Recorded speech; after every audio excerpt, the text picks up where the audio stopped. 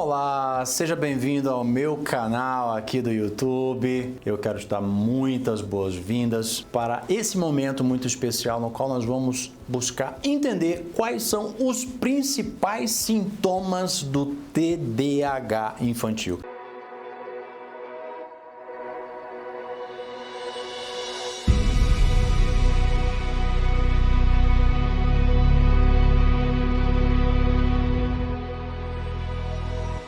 Antes de tudo, a gente precisa entender que o seu filho é aquele príncipe, aquela princesa linda e maravilhoso, e que às vezes você traz dentro de você algumas sensações. Puxa vida, onde foi que eu falhei? Puxa vida, né? Como é que meu filho tem algum transtorno? Meu filho veio com um defeito. Eu sei que isso às vezes vem dentro de você. A primeira coisa que eu quero dizer para você é que o seu filho não tem nenhum defeito. Não sei se você sabe, mas cerca de 70, 80% dos TDAHs, ok? Eles têm características genéticas. Fabrício, o que você quer dizer com isso? Quer dizer que talvez você, quando pequenininho ou quando pequenininha, possa ter tido, ou pelo menos algumas das sensações, das estruturas de origem do TDAH. Aí você me pergunta, mas se veio de mim, veio também da minha mãe, do meu pai, da minha avó, do meu avô. Faz sentido? Claro, ok? Significa que é genético. Agora, não quer dizer que seja genético simplesmente o próprio TDAH, porque TDAH não é um gene só. TDAH não é só uma coisa, né? Às vezes a pessoa diz assim, o gene do Alzheimer, o gene da demência, o gene da gripe. Não, TDAH não é um gene. Não é uma coisa que esteja localizada num só lugar. Hoje nós temos a consciência de que algumas características neurofísicas estão presentes em algumas crianças que passam pelo transtorno de déficit de atenção e ansiedade. Algumas disfunções em algumas áreas do sistema límbico. O sistema límbico, gente, é o sistema das emoções. E aqui já é super legal a gente entender. Então, TDAH tem a ver com comportamentos, mas TDAH tem a ver com emoções. Isso é muito legal porque no outro vídeo eu vou te trazer a esse entendimento. Porque pode ser que algumas emoções sejam a origem ou estejam nas origens do TDAH. E aqui talvez até você me pergunte, né? Fabrício, pode ser, porque algumas das emoções que eu vejo no meu filho, alguns medos, algumas inseguranças, eu também sentia. Eu também me sentia um pouco inseguro. Eu também tinha alguns medos quando pequeno, né?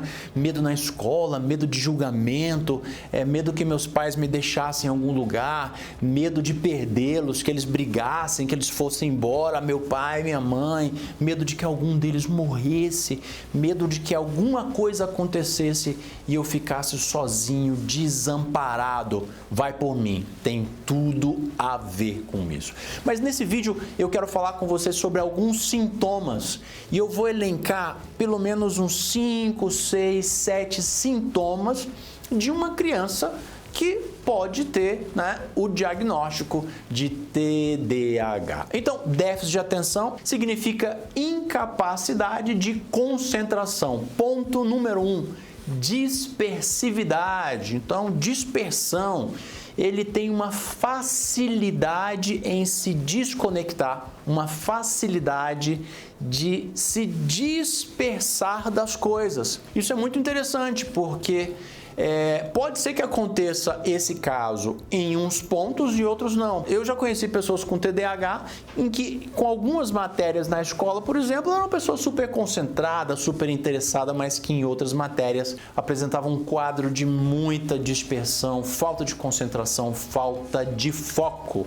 Então, dispersão é uma das características. Uma outra característica que pode estar muito presente no TDAH, e visto que todas as crianças que têm TDAH têm uma hipersensibilidade às coisas do mundo exterior, ao ambiente externo, então são muito sensíveis a tudo que acontece, é como se elas estivessem sempre atentas, sentindo que alguma coisa vai acontecer, como se houvesse uma ameaça ao seu redor.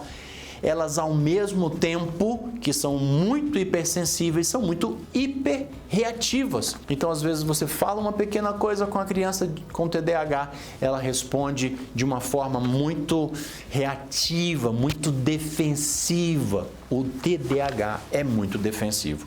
E assim ele pode se tornar agressivo. Então, é possível que crianças com TDAH sejam bem agressivos? É possível. Eu escutava, por exemplo, uma pessoa que me dizia que o filho dela, pequenininho, com 3, 4 anos de idade, era muito agressivo na escola, batia muito nas outras crianças e mordia praticamente todos os dias. Eu estou falando, gente, de uma criança de 3, 4 anos de idade, ok? Na escolinha, né? Que mordia, que agredia, e ele era fortinho, então descia o cacete nos outros. E aí o que acontece? Ele tinha transtorno de déficit de atenção muito forte. Então, são tendências à agressividade, à dispersividade, à reatividade, ok? Também a ansiedade, ok? A ansiedade é muito forte em geral, ele está sempre ansioso e pode ter também, como mais um sintoma, hiperatividade ou não. A hiperatividade é aquela agitação, é diferente da ansiedade. A ansiedade pode ser uma coisa mais emocional, né? Que tem uma taquicardia, que tem uma ânsia, né? Uma preocupação com o dia de amanhã, o que vai acontecer, o que não vai acontecer. A hiperatividade não, é uma agitação mesmo, é energético, precisa correr, pular. Uma outra característica do TDAH, a paralisia. Então, em muitos momentos, a pessoa com TDAH, ele fica meio paralisado diante de algumas circunstâncias. É como se aquilo fosse mais forte do que elas. É como se ela não se sentisse capaz de lidar com algumas coisas. E é esse o processo de muitas vezes a mente dar uma desligada. Então ele começa a se concentrar em algo, a mente desliga. É um processo de paralisia.